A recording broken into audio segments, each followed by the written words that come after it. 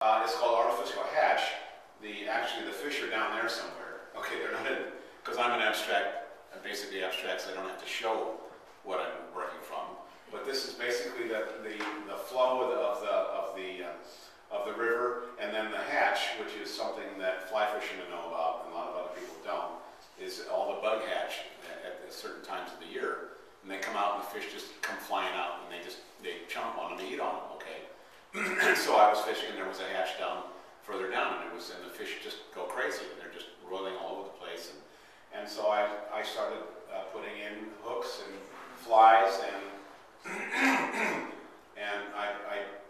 I tried to do something that was familiar with, because this paper is $100 a sheet, okay, and I didn't want to make any mistakes, so I decided to do something that I'm familiar with, which is standing out in the water, looking down at the water and seeing the flow. So it's an artificial hatch, and then I just kind of spun off them, and they're all kind of like from that whole idea. And then I didn't have to look at the river anymore. I mean, you get one, and you start making variations off of it, and then you kind of fall in love with just the color and the hooks and things. And then I made up my own flies, and these are all kind of made up things and stuff like that.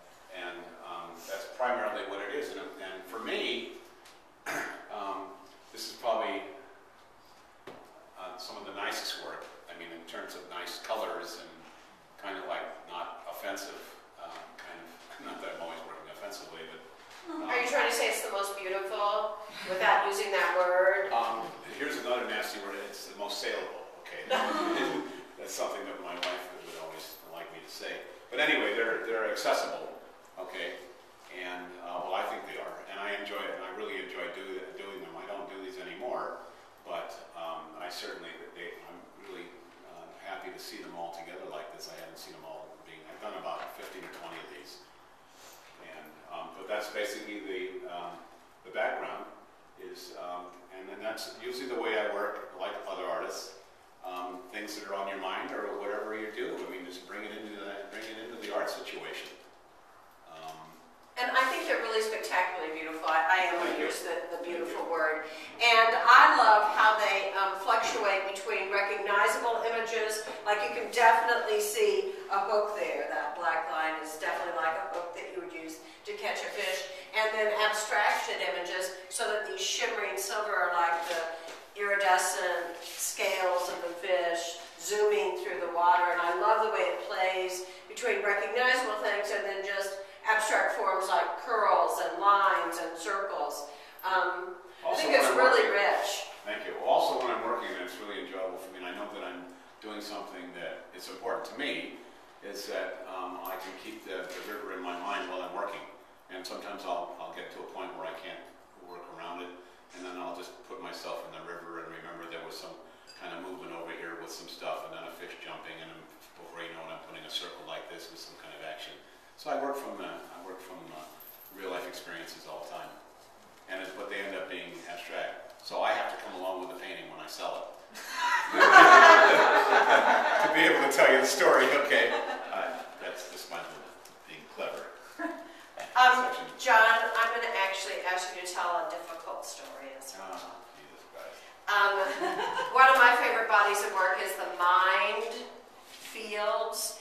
And these also come out of a sports experience, and I would love for you to share that. You want me to go to class? Okay, so I tell the story and I start crying, so get ready. Does anybody have any tissues? Maybe if I joke my way through it, I'll do it. It started off as one drawing only. Okay. Well, it's an interesting story to me, anyway. And this is I went to this boxing match down the street at a restaurant, and they always had these amateur things, and I was kind of like hanging around boxers and things like that at a gym working out. And so there was these fights, and they had them about once a month. So the feature fight of the evening was a 6-rounder between an up-and-coming young Latino, of course, okay, Spanish-American kid, and then somebody who had dropped out, and they called up to a tribe up in Reno and got this Indian kid to come on down. He flew down that day, lost 10 pounds in a day to make the weight. So he comes in, and my coach he said, this is a real setup. I mean, he's going to be knocked out in a round. And I said, how do you know? He said, it's just the way it's set up. Okay, he's filling in for somebody. So anyway, the reason I've drawn this because the key part of the story is that he fought. It's so silly when they get like this. So he fought like crazy, and it ended up as a draw. And then he goes back in the corner and dies. And I'm sitting right down here. I really can't tell the story without doing this. You have to hang with me, okay? Because I like humor a lot, and I'll end up laughing my way through it. But anyway, so I saw this, and it was just extraordinary. The helicopter came in, and they took him away, and the audience was clapping and all this kind of stuff. And it was really an extraordinary experience. And so I went home, and I thought about it. I looked in the papers, never mentioned, and nobody talked about it. So I thought, you know what? I'm going to give him a tribute, and I'm going to try and find out where the tribe is in New York. I mean, in Reno, and maybe send him the drawing or something. And so I did this drawing, and it has, the tribe guy, and it has a lot of, things in Reno, and it has a lot of references to it, and a couple of other things that have nothing related to it, but boxer guys after fighting. It's just images, okay? And this was going to be my little kind of dedication to him. And it's extraordinary for me how artists, I think, as a teacher, where you can get started on something. And so 150 drawings later, about 4 or 5 months later, I've done 152 drawings from this original drawing. Just kept going, and it was like, and I got totally away from the reason. But so then I called up and I tried to find out. Nobody knew where he came from. And it's a lost soul. So I like to show it in these kind of shows when I show this body of work. So that's the basis of that. And all these they're just, this is like elaborate doodling. What's on my mind at the time, what's going on, and what I hear outside, and what's, the airplane flying over, and the door opens up, and then, there's a pin on the wall or something like this, and you just fill it up and I have confidence enough as a composer. I know when to stop, kind of. But there's a little space. I could probably go and make a few more marks in there. There's really actually some space in there, okay. But there's enough. How long does it take you to do one of the compositions? One of these, I was doing one a day. Okay. It was like a machine, and wow. I don't like that term. I know a lot of artists who just literally, crank them out. They crank money out, basically, and I didn't sell that much. But they were just. I was doing one or two a day. I had them on this big table, and I finish, and then I go over here and go back and stuff like this. But you were working on several simultaneously at various points. Yeah, I do that. By the way, these were all worked on at the same time. Yeah. Okay, and I go back and forth. Yes. Question. So is this your only black and white series? Yes. No, I've done other things, black and white, but primarily, I reserve that for more conventional, like drawing, black and white. I really want to encourage you to come spend some time with the minefields because they are absolutely hypnotically engaging. There is everything from a sinking ship that is a quotation. The oldest drawing we have of John White is when he was how old? 8? 7 or 8. 7 or 8, and it's of a sinking ship. So I've And come a long way. this exact image, When I had the show an echo of it. when she showed that, and I said, my God, where have I gone in 40 years? I still have a sinking ship, but it's kind of funny, but I can draw There's it. the sinking ship, and there are fish images. There's his coffee cup that he's drinking as he's, so these are really fields of his mental travels. And they really are what he's thinking about the tribal group that sacrificed that young fighter. Yeah, some of it works its way in the other ones, but that's the primary one there because it has an aerial view of the ring and all his movements in the ring. So I really want to just really insist that you guys spend some time with these because you're going to fall in love with them like I have. Yes. Yeah. What's so nice about this size is that I can take them to Kinko's and stick them in the big. They have this big copy, the drafting, and make 4 or 5 copies, okay, and I bring them home, and then I go back into them even more, and I can take more chances. And I save the original, but I go back into the Xerox pieces and do that. And someone came by my studio, totally unaware of the printmaking aesthetic, and the guy said, "You've touched it, it's original." I said, "No, that's a Xerox image, you know." And I said, "Yeah, but look, you can see through the other side, you know, that's a Xerox." And he said, "You touch it, it's original." That's a very, very concept that I'm not used to. But anyway, but it was fun. It was fun. Well, since then, I mean, I've talked to other printmakers. It's just a standard, you know, a standard thing. As a matter of fact, anecdotes everywhere. My Sylvia and I went on a cruise about 2 years ago, just when I finished the series. And who's the guy that has the village, and he's the real estate guy and all that kind of stuff? The artist. I always forget his name. I mean, commercial-ish, better than Walter Keane. Kincaid. Thank you. Who said that? I did. Good. You get an A for the. So Kincaid has a show on the Princess Cruise. Okay. And so then for some reason he looked at the manifest or whatever, and he found out I was an artist. Okay. And so then he sent us a special invitation. So I went. Okay. And he was taking his blood. Great story.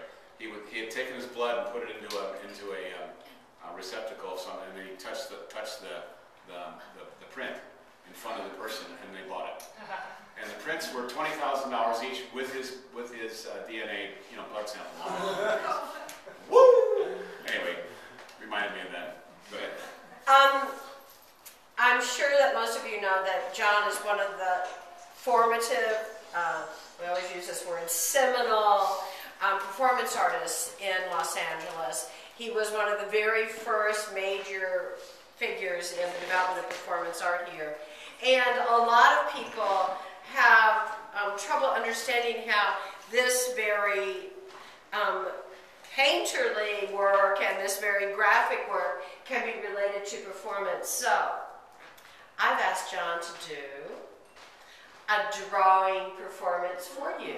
So we're going to adjourn to the blackboard. I've been set up. Over to the blackboard. Hey, before you go, Roland, before you go. Roland! Hey, Roland. Hey. He's not going. Hey, Roland, come over here a second. So I just stay. So as a performance artist, you know, you look around for people who would let you take a chance. So so Rowan was the head of the art department at the time at Claremont, graduate school, and he said, "Go ahead, you can do it. Hey, hi, you can do a performance, okay?" And I said, "Well, it's going to be on my wife's pregnancy, okay?" And he said, "Oh, okay." Well, then it's really, I mean, that's perfect commission. Doesn't ask any questions, just do it, okay? So I did this piece for Roland, and it was like wonderful, okay? And I still have photographs from it. It was an interesting period in performance, but what I'm trying to get at here is you need somebody up front who can allow you to have that kind of situation, and I really remember that. Anyway, so yeah. Hey, when we worked together behind the person behind you, I know Hey, what's still on? Good to see you. Oh my gosh, wow. Yeah, I know. All right, you can't start socializing. You still have to work. Okay. To the blackboard. To the blackboard. Are you getting tired of the stories yet, or is that? No.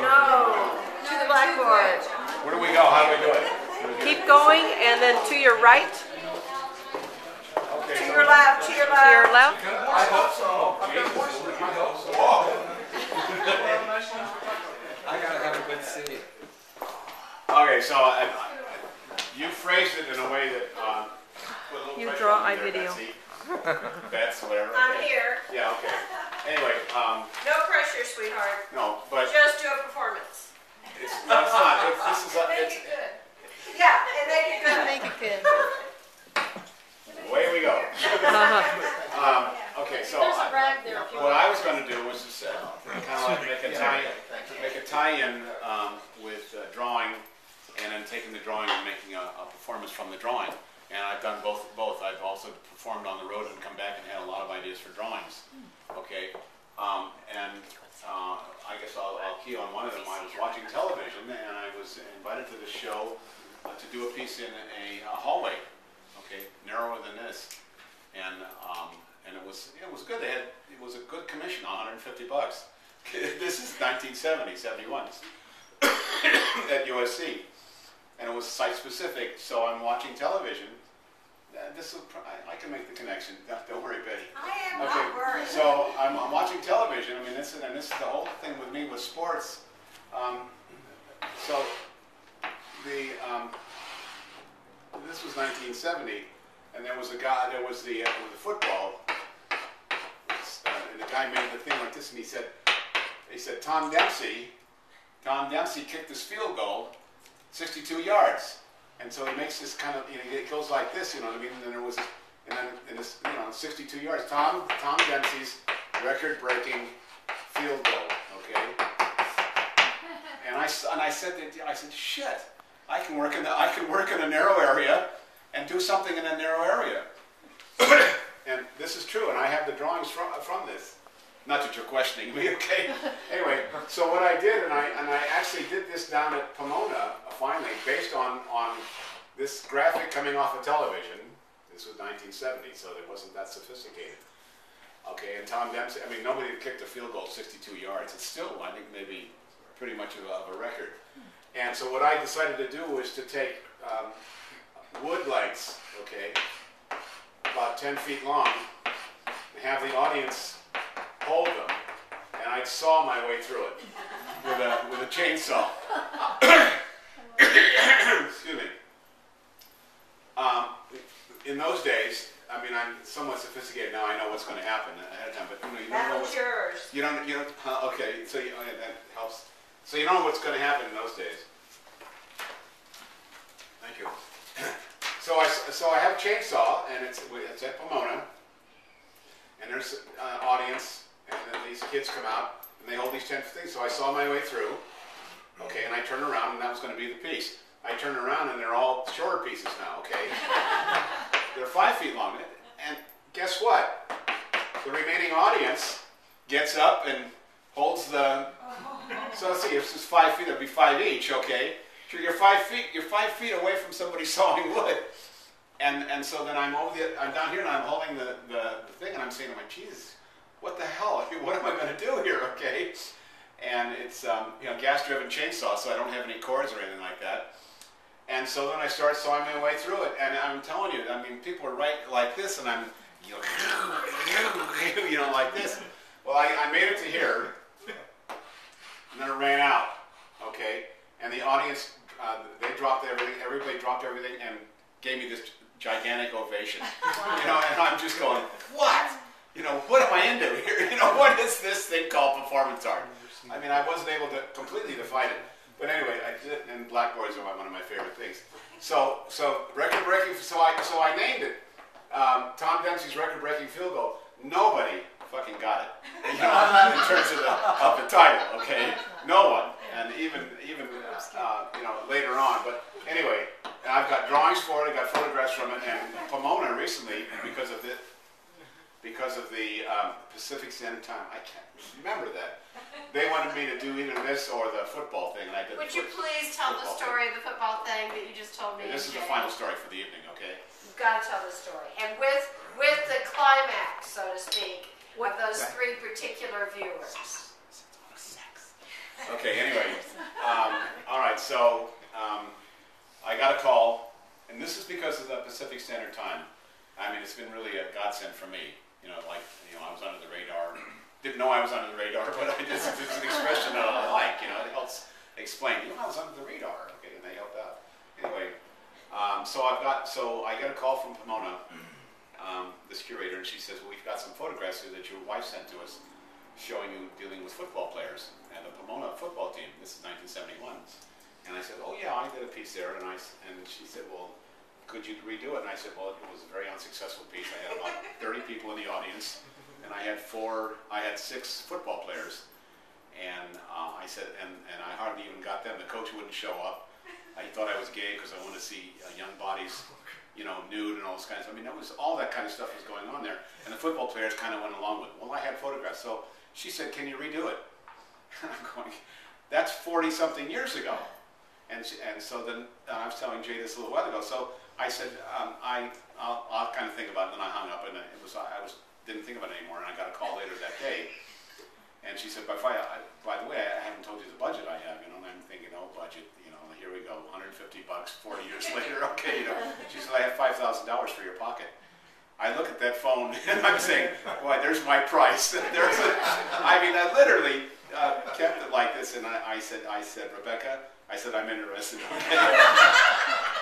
So she said, come on down and meet the football players. Okay, so then I'm driving down there, and I'm thinking, you know, what the hell, you know, Jesus, here we go again, you know, and I'm going to have all this hassle. So I go into the gym, and he said that everybody's upstairs. So I'm going up the elevator, and I come out of the elevator, and there's this room, and these kids are just all over the place with like 30 guys, and they're whacking each other, and they're having fun, and they're rolling around and all this kind of stuff, and some are filling out papers. And I walk in, and the coach, who I found out later was a Harvard graduate, 5 years with the Baltimore Orioles, and an art collector. How about having somebody on your side? Okay, you know what I mean? And he had got them ready. So I come in with a cane. I'm still suffering from my embolism. And I walk in, and they all stop, and they start clapping, and there's all this kind of, you know, this stuff, you know, rock star stuff, okay? And I go, thank you, and they said, we're ready to go, Mr. White. How about a rehearsal tonight? Okay, Jesus, and I just walked down to meet the artist. So here's 27 guys. They paid them each $200 to work with me. Now, in '71, guess what I got for my whole performance? $200, okay? And I paid the performers $10 each, okay? You know, and I put a little bit in my pocket. Anyway, so we did the piece. So anyway, the piece had to do basically with coming into an audience situation, grabbing the chairs, taking the chairs and going into the audience, undressing down to your shorts, change into the football uniform, go out in the middle, start pounding each other and making sounds, stuff like this. And then a friend of mine, Steve Nagler, who's a dancer, he would come out halfway through, and he'd come out and he'd start making these moves, and then they started copying him. So the idea was to show the difference between football players getting ready for a game and then an artist showing choreography with movement. And, you know, it was just absolutely gorgeous. So, in between all that, about 10 minutes before, I was out kind of like talking to people outside, and this bus drives up, and it says Rembrandt Club on the side, okay? And a group of ladies come off, they're 80 plus, okay? And then the guy goes around, and he pulls out all the things that you stretch, and they come walking up to me like this, you know? I mean, it was quite a scenario. And I said, oh, welcome to the evening. They said, are you John White? And I said, yeah. And they said, we're here because of you. And I said, oh, that's interesting. And she said, well, I hope you understand what we're saying. Your players are going to take their clothes off, aren't they? Okay, you know what I mean? And I said, who told you that? I said, you know, and they said, well, we kind of heard about it. I said, well, maybe that'll happen.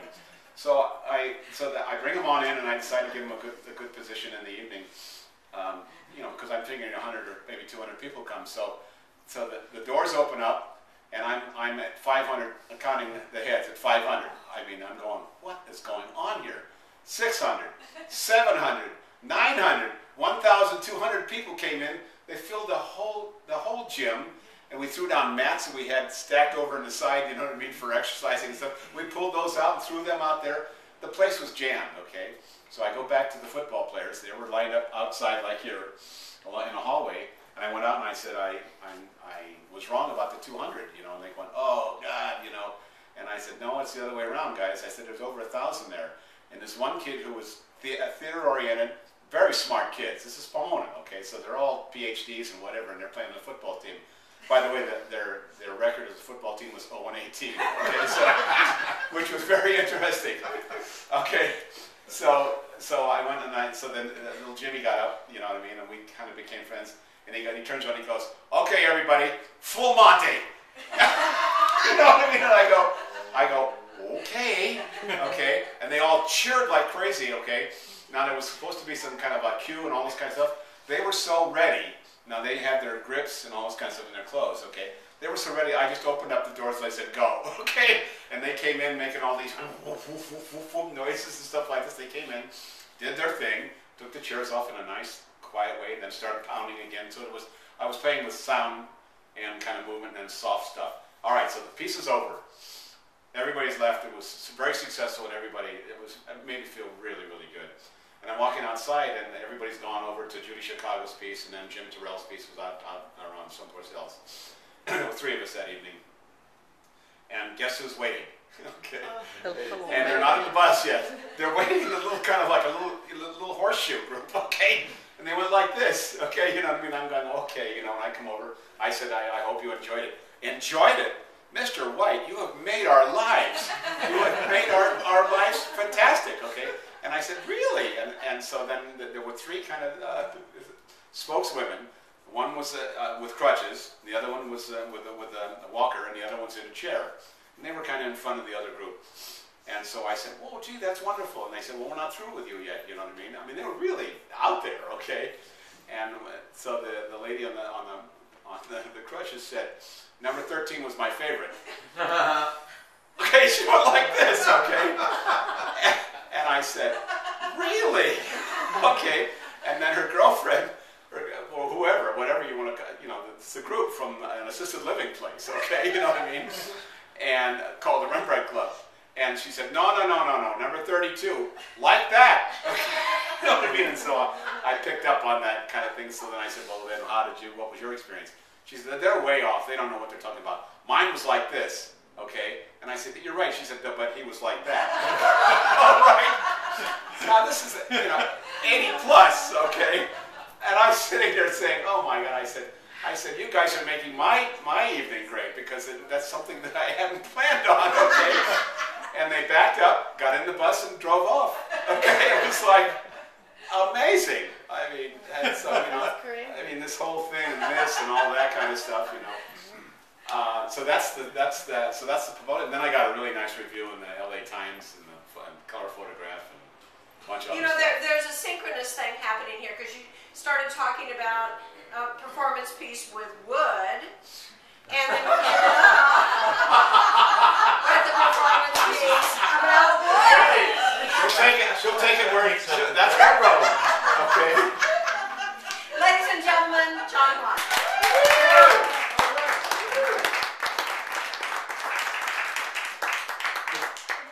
Is that what you're saying? Something like that? Any questions at all you might have? Could be even stupid questions. I can give you a stupid answer if nothing else. Can I ask you Here's a question. Certainly. what that paper is that cost $100 a sheet? That's handmade paper from Tibet. And they make it by throwing stuff into a pool, and then they pound on it, they walk on it, pound on it, and then they drain it out. And then it gets ironed out, and then it gets sent down to a company called Hiromi, which is in Santa Monica, Hiromi paper company. What do they throw in the pool? What is it?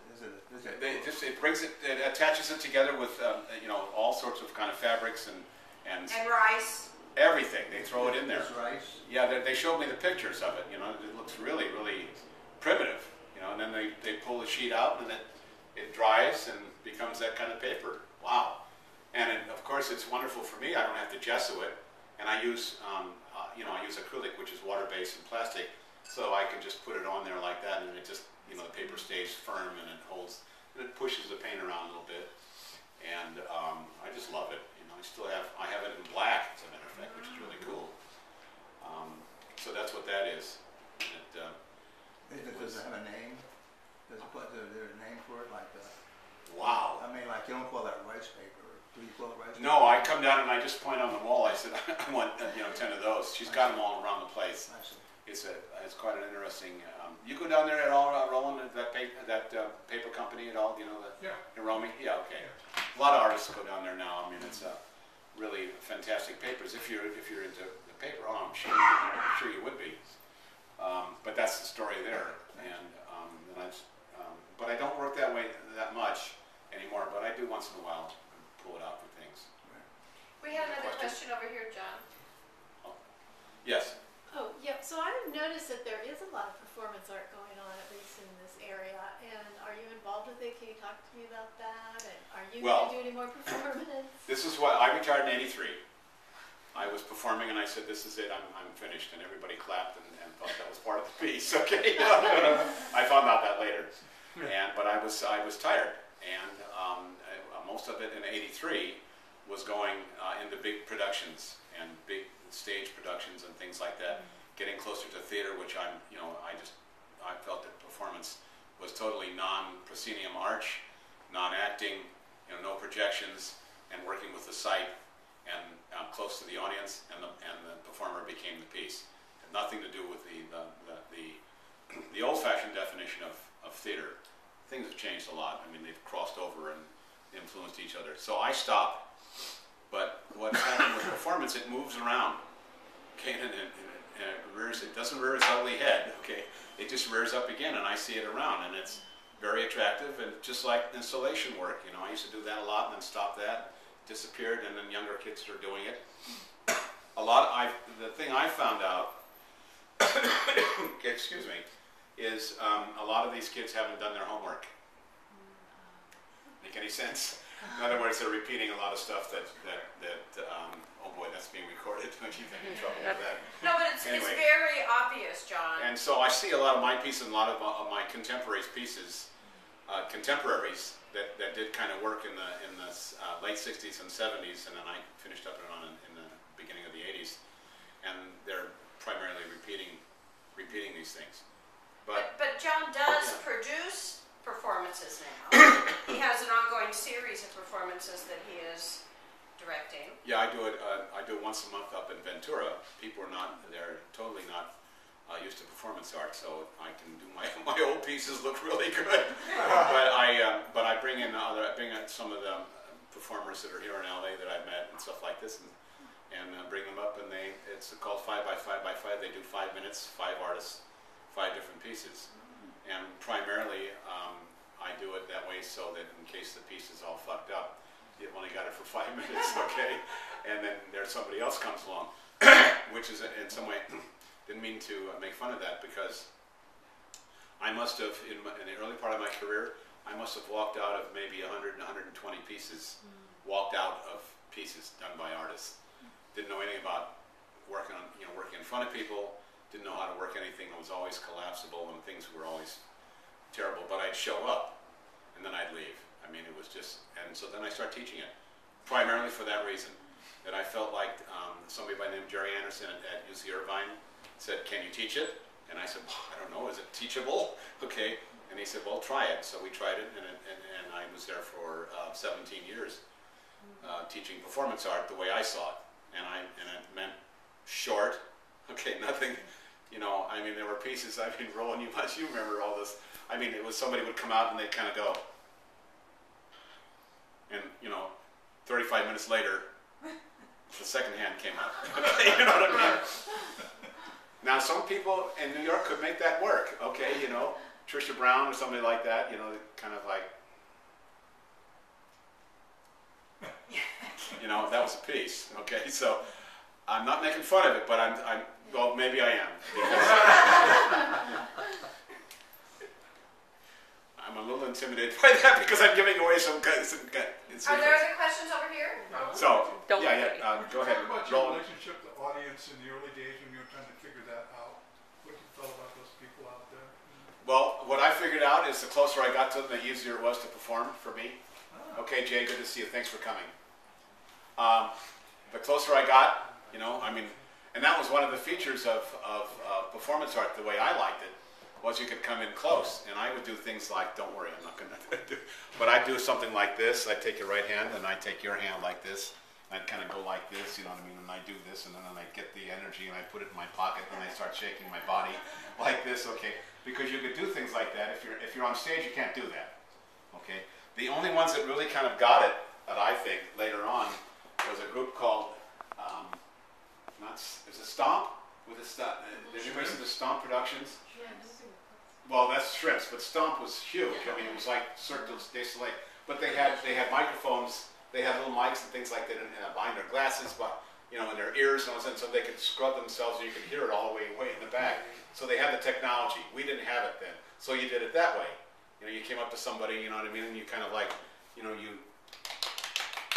looked at it and you made that sound, and you did, and I like that. You could get in that kind of like different things, okay, and you could ask somebody from the audience, would you like to work with me, which is how I started,